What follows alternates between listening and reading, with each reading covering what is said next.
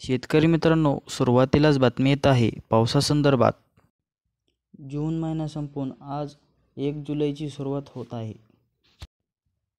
आज 1 जुलै आजपासून महाराष्ट्रातील काही भागांमध्ये पावसाचा जोर वाढून मोठ्या जोरदार पावसाला सुरुवात होणार आहे.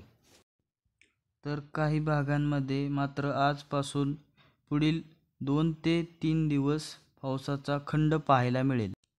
पण त्यापूर्वी जाणून घेऊया सविस्तर माहिती.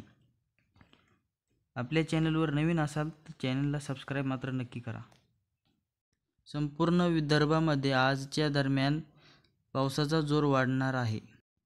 तसेच अकोला, अमरावती, चंद्रपूर, गडचिरोली, गोंदिया, भंडारा, यवतमाळ, वर्धा, वाशिम, बुलढाणा, नागपूर एकंदरीत सर्वत्र जिल्ह्यांमध्ये जोरदार पाऊस होणार आहे.